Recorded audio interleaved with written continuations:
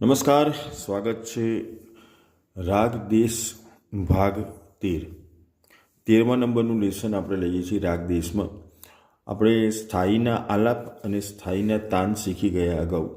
આજે આપણે અંતરાના આલાપ અને અંતરાના તાન લઈએ છીએ. મેં તમને જે ફોટા મોકલ્યા છે એમાં અંતરાના જે આલાપ છે એમાં સુધારો કરવાનો છે. આ જે ઓકવર્ડ હતું એને મેં સિમ્પલ બનાવી દીધું છે. તો અહીંયા નીચેનું ધ્યાન રાખજો અને આ તમે સુધારી દેજો. આટલું રે સા ની સા, પ ની સા રે, ગ ની સા, બરોબર. તાર સપ્તકના છે સા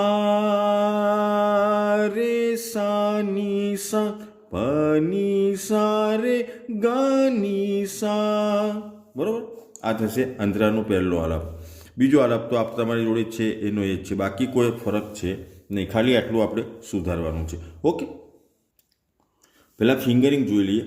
અંતરાની જે આલાપ શરૂ કરતા પહેલાં અંતરાની ફર્સ્ટ લાઈન નાદ મધુર ચહુ ઓરની નાદત સા રે સા ની સા, પ ની સા રે, ગ ની સા. આ પહેલો ફિંગરિંગ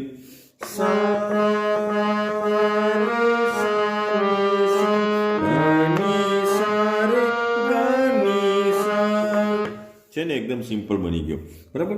તમે ફિંગરિંગ જોઈ લેજો અને એ પ્રમાણે તમારી ફિંગરિંગ સેટ કરવાની તમારે કોશિશ કરવાની. હવે એનો આકાર કરવાનો છે. હું આખો આલાપ લઈ લઉં છું.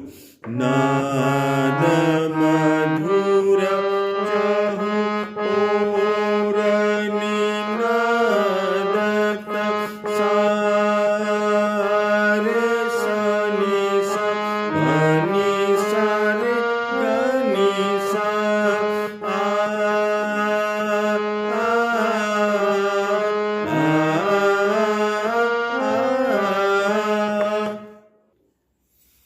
બીજો આલાપ જોઈ લઈએ આપણે.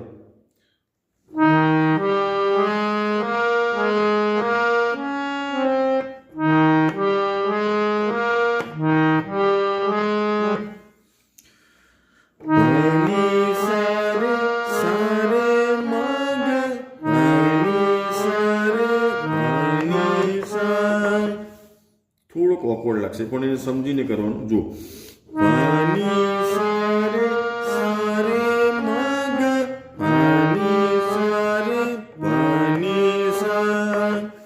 આ રીતના આવશે. હવે આખું બતાવી દઉં. નાદ મધુર ચહુ ઓરની નાદત, પ ની સા રે, સા રે મ ગ, પ ની સા રે, પ ની સા.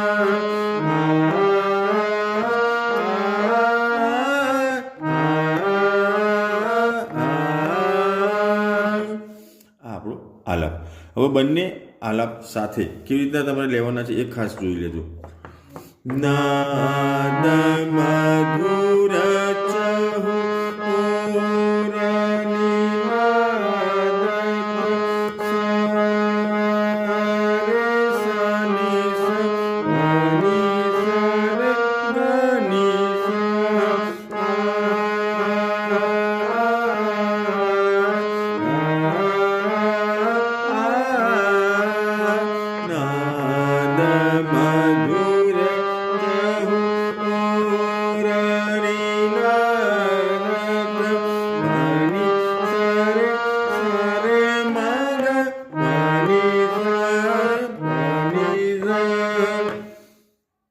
અરે પનીસા રે, પનીસા નથી, પનીસા છે.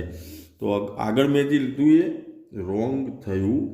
હું પહેલા આલાપમાં ઘૂસી ગયો. તો ઓકે, બીજો આલાપ આ રીતના આવશે, ફરીથી જોઈ લેજો.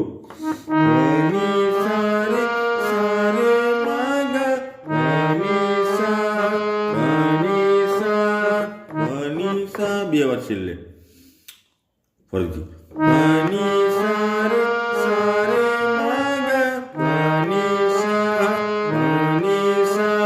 આ રીતના આવશે. ઓકે, બંને આલાપ ફરીથી બતાવી દો. નાદ મધુર ચહુ